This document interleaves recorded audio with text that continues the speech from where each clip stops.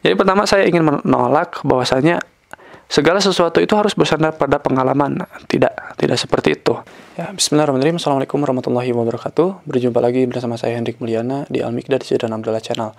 Kali ini saya akan membahas mengenai mengulas sedikit lah tentang debat Cawapres yang kedua antara Jokowi dan Prabowo mengenai infrastruktur, energi dan pangan, kemudian sumber daya alam dan lingkungan hidup. Nah, dari pemaparan Capres 01 dan 02, menurut saya ini cukup seimbang karena setiap permasalahan dijawab dengan clear. Entah itu tentang Jokowi katanya ke Prabowo, itu Prabowo memiliki lahan yang sangat luas gitu ya, puluhan ribu bahkan sampai ratusan ribu hektar di Kalimantan Timur dan Aceh Tengah. Tapi pada akhirnya dijelaskan bahwasanya itu ya tanah pemerintah gitu, daripada dikuasai asing lebih baik dikelola oleh Prabowo seperti itu. Jadi semuanya clear and clean gitu ya. Jadi tidak ada gimana gitu tentang contoh tentang impor. Kenapa impor beras gitu, padahal di undang-undang jangan ada impor ketika menjelang panen atau pasca panen seperti itu.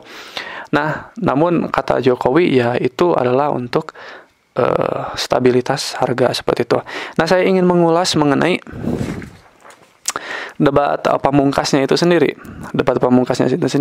Ketika Jokowi dan Prabowo mengeluarkan kata-kata pamungkas di akhir acara, dan Jokowi menyisakan 30 detik.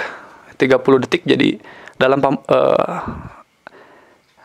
pidato pamungkasnya ternyata masih menyisakan 30 detik, sedangkan Prabowo itu menggunakan waktu dengan maksimal waktu itu ya, saat itu. Nah, apa saja yang dikemukakan oleh Jokowi? Jokowi merasa beruntung karena apa? Karena dia memiliki pengalaman dari kota, provinsi, dan akhirnya sekarang 4 tahun setengah menjadi presiden. Jadi punya pengalaman. Nah, menurut saya ya kita tidak bisa bergantung kepada pengalaman. Apakah ini tuduhan bahwasannya Prabowo tidak memiliki pengalaman? Nah, ada presiden Cina, saya pernah baca artikel bahwasanya pelajaran pertama, kita jangan cepat percaya dengan apa yang kita lihat. Jangan-jangan sesuatu itu memiliki sesuatu yang lain yang harus kita gali terlebih dahulu. Itu yang pertama. Yang kedua, jangan percaya terhadap pengalaman. Karena apa yang pernah kita alami belum tentu akan sesuai dengan apa yang kita hadapi di masa yang akan datang. Kemudian yang ketiga adalah kita harus memikirkan kebaikan untuk orang lain. Karena jika kita memikirkan kebaikan untuk orang lain, maka kebaikan akan hadir di kehidupan kita. Seperti itu. Jadi pertama saya ingin menolak bahwasanya segala sesuatu itu harus bersandar pada pengalaman. Tidak seperti itu. Ya, tanpa pengalaman pun orang bisa menggunakan reasoningnya atau akal sehatnya. Seperti itu. Karena mungkin dia juga belajar dari negara lain dan lain sebagainya. Seperti itu. Nah, kemudian sebelumnya Pak Jokowi menyampaikan prestasi-prestasinya tentang mafia gas yang dihentikan, kemudian blok minyak Mahakam yang kemudian dikelola oleh pemerintah, kemudian Freeport 51% untuk mayoritas seperti itu. Tapi tentu kita akan bertanya, kenapa waktu itu menyampaikan bahwasanya pertumbuhan ekonomi 7%, di atas 7% itu sangat mudah.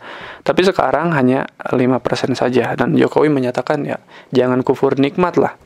Seperti itu, padahal janji dulunya itu sendiri yang terbukti sekarang tidak tertepati adalah ketika ingin mensubsidi keluarga miskin sebanyak 1 juta. Tapi dengan syarat ekonomi 7%. Lalu jika sekarang 5% dianggap sebuah keberhasilan, kenapa subsidi untuk satu keluarga itu tidak diberikan saja jika 5% mencukupi jika dibandingkan dengan janjinya tersebut? Jika tidak terjadi subsidi untuk keluarga miskin 1 juta, berarti memang 7% itu tidak tercapai dan tidak tergantikan oleh angka 5 tersebut. Seperti itu. Kemudian, saya ingin mengomentari tentang, kan tadi ada 4.0, tentang apalah, konektivitas, tentang digitalitas, tentang pertanian gitu. Tapi saya sendiri di sini, jika sekarang petani panen, khususnya kampung saya ini, Sindangkerta, Kabupaten Bandung Barat, itu hanya diterima di Tangerang 850 perak, 850 rupiah untuk kol, 800 juga untuk pecah sawi.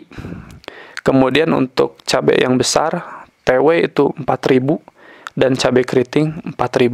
Jadi harga sayuran memang sedang rendah sekarang. Jadi petani sekarang loyo. Karena apa? Harganya murah. Itu bandar-bandar menerimanya 850. Ke petaninya 500 perak.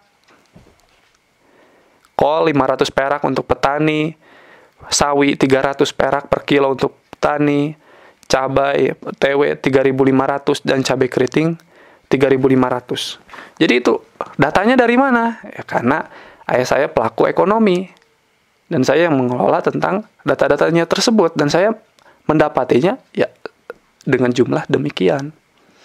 Jadi itu pertanian sekarang dalam harga sayurannya sendiri ya memang ada digitalisasi, mungkin seperti itu, stroberi dikirim ke Lotte Mart atau ke Carrefour itu bisa saja. Tapi yang di bawahnya ini mereka mendapatkan harga yang sangat kecil. Seperti itu. Kemudian saya ingin membahas juga tentang Prabowo yang mencatut mengutip tentang pasal 33 Undang-Undang 1945 pasal 33 tentang katanya memang ada hal baik dari Jokowi, tapi Prabowo menegaskan ada falsafah dan strategi yang berbeda.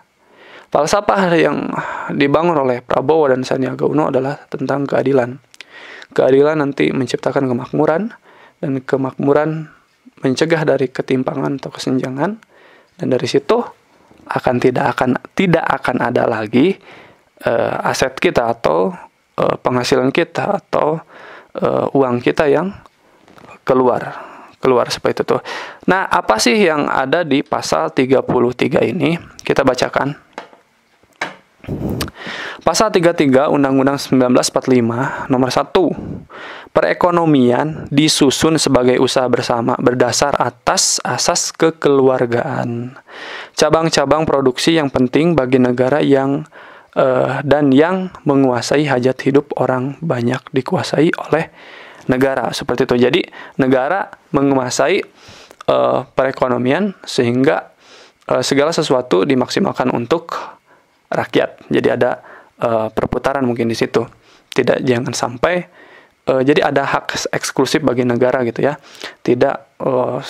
Tidak sampai dimanfaatkan oleh asing. Saya rasa tafsirannya ke situ ya. Jadi demi hajat hidup orang yang banyak seperti itu. Jadi dari rakyat untuk rakyat kembali dan dikelola oleh pemerintah seperti itu. Jadi pemerintah memegang hak penuh. Jadi tidak sampai dikelola oleh asing, menurut saya seperti itu. Nah, itu saja dari saya sekilas pembahasan mengenai debat 2019 yang kedua ini. Nah, saya bukan pengamat politik, tapi kalau Anda penasaran ya mungkin ya aktivitas saya ada di channel. Jadi video-video saya dari tahun lalu sudah saya upload tentang filsafat, tentang politik juga. Jadi jika ingin menanyakan kok Anda siapa sih mengomentari tentang politik kayak gini, ya tinggal saja histori saya atau perjalanan video saya yang diupload seperti itu. Jika ada sanggahan, tanggapan atau pertanyaan apapun itu, ya silakan tulis di kolom komentar. Syaratnya jangan marah karena kita mau ada diskusi. Kita bangun demokrasi ini dengan kehangatan, obrolan, keakraban, interpretasi seperti itu. Mohon maaf bila ada kesalahan dari saya. Wassalamualaikum warahmatullahi wabarakatuh.